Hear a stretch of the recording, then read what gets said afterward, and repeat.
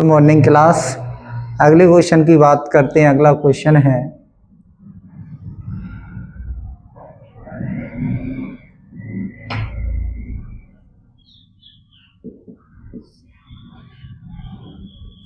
परजीविता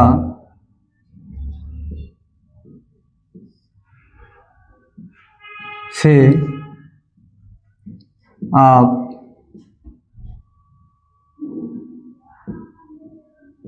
क्या समझते हैं?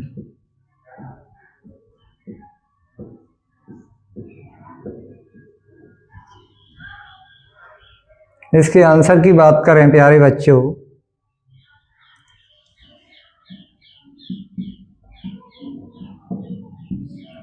दो भिन्न प्रजातियों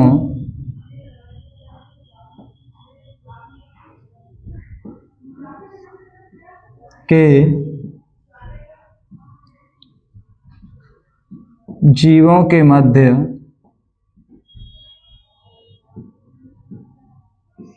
होने वाली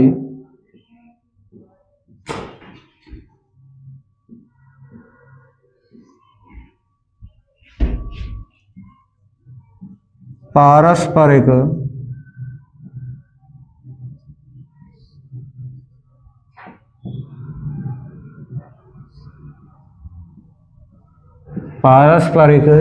क्रिया है जिसमें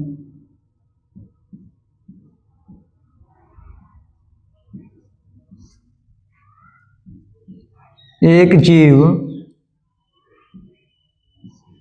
जिसे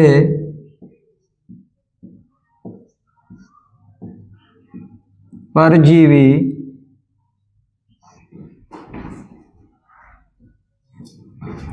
कहा जाता है,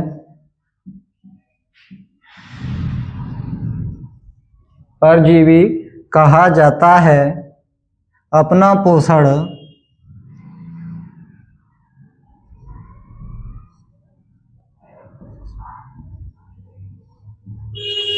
किसी दूसरे से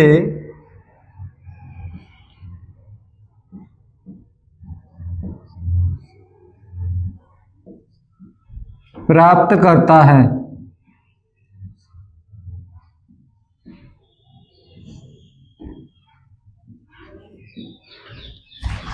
परजीवी कहा जाता है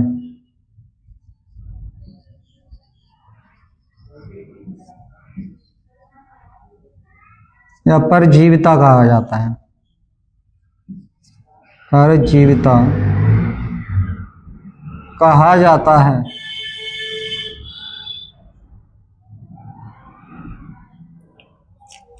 तो बात करें प्यारे बच्चों, परजीविता से आप क्या समझते हैं? दो भिन्न यानी अलग अलग प्रजातियों के, कोई प्रजातियां हैं, कोई भी मान के चलिए आप, जीवों के मध्य होने वाली पारस्परिक क्रिया है। दो जीवों के बीच होने वाली क्रिया है। कोई दो जीव हैं जिसमें एक जीव जिसे परजीवी कहा जाता है, कोई एक जीव को परजीवी कहा जाता है, अपना पोषण किसी दूसरे से प्राप्त करता है, परजीविता कहा जाता है। यानी प्यारे बच्चों, कोई एक जीव था, वो किसी दूसरे से भोजन प्राप्त कर रहा था, यानी उस पर निर्भर था। जैसे बात करें हम अमर बेल की बात करें तो अमर बेल किसी पौधे पर चढ़ जाती है, यानी उस पौधे पर जो चढ़ गई उसको बिल्कुल समाप्त ही कर देती है, वो उसको यानी सुखा देती है, यानी वो उस पर निर्भर हो जाती है। खुद तो भोजन प्राप्त कर रही है, लेकिन जैसे बेर पर चढ़ गई, आप मान के चलिए प्यारे बच्चों, जब उस पर चढ़ जाती है ऊपर, तो ऊपर बेर के पूरे एरिया पर वो कवर कर लेती है, पूरे एरिया को अच्छे से, और जो पेड़ था, जो बेर का, वो प्रकाश संश्लेषण की क्रिया नहीं कर पाता है। तो वो तो उस पर निर्भर हो गई, लेकिन पौधा अपना भोजन प्राप्त नहीं कर पा रहा है, तो उसी को परजीविता कहते हैं।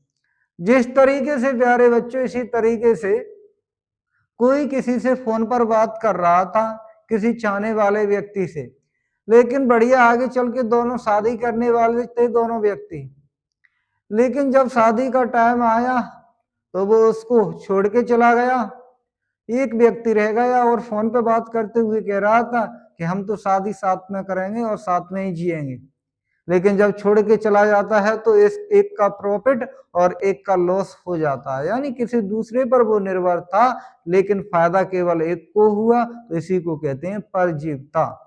इसी तरीके से ही प्यारे बच्चों, जब वहां पर पेड़ अब फोटोसिंथेसिस की प्रक्रिया नहीं कर पा रहा है, यानी अपना भोजन नहीं बना पा रहा है, और वहां पर अमर बेल है वो उसका फायदा उठा रही है वहां पर, तो अमर बेल को तो फायदा हुआ और वहां पर पेड़ पौधे को नुकसान हुआ, यानी अपना भोजन बना लिया किसी दूसरे से, तो एक का प्रॉफिट हुआ और एक का लॉस। इसी को कहते हैं प्यारे बच्चों परजीविता। अगले क्वेश्चन की बात करते हैं। अगला क्वेश्चन है,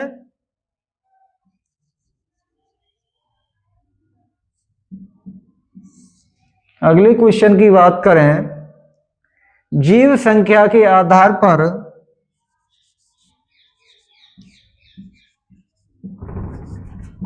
जीव संख्या के आधार पर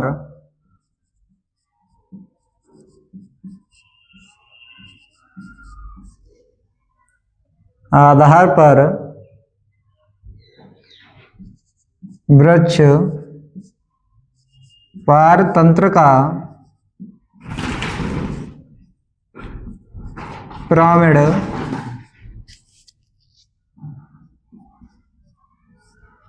बनाइए।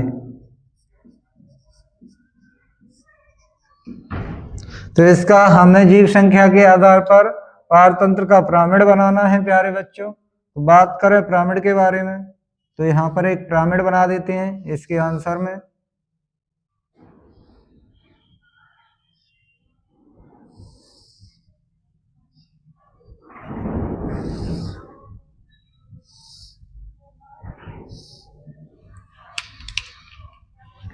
यहाँ पर एक उत्पादक है, यहाँ पर प्राथमिक उपभोक्ता,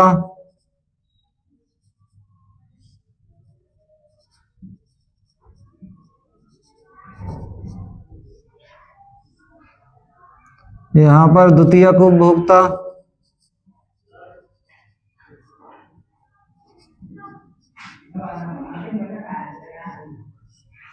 और यहाँ पर आ जाएगा प्यारे बच्चों तृतीयक उपभोक्ता।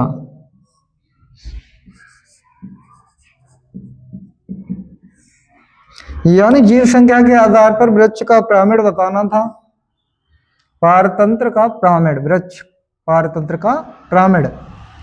तो बात करें उत्पादक, संसार में जितने भी हरे पेड़ पौधे हैं जो प्रकाश संश्लेषण की क्रिया द्वारा अपना भोजन बनाते हैं, तो आ जाएंगे उत्पादक में ये सभी। बात करें प्राथमिक उपभोक्ता की, इसमें भैंस और गाय माता और बकरी, यानी जो शाकाहारी जीव हैं उनको इसके अंतर्गत रखा जाता है, प्राथमिक उपभोक्ता के अंतर्गत। वो उत्पादक पर निर्भर रहते हैं। द्वितीयक उपभोक्ता की बात करें, जो प्राथमिक उपभोक्ता को खाती है, यानी जो प्राथमिक उपभोक्ता पर निर्भर है वो कहलाती है द्वितीयक उपभोक्ता प्यारे बच्चों। बात करें तृतीयक उपभोक्ता की, इसमें शेर चीता भी आ जाएंगे, लेकिन इसमें मनुष्य भी आएगा प्यारे बच्चों, क्योंकि मनुष्य सर्वाहारी है, वो शिकार भी खा लेता है और फल फ्रूट भी खा लेता है। तो ये क्वेश्चन आपका अच्छे से प्यारे बच्चों क्लियर हो गया होगा। इस क्वेश्चन में ज्यादा कुछ ऐसा है नहीं और आपकी समझ में बढ़िया से आया होगा। आज के लिए इतना ही। Thank you for watching.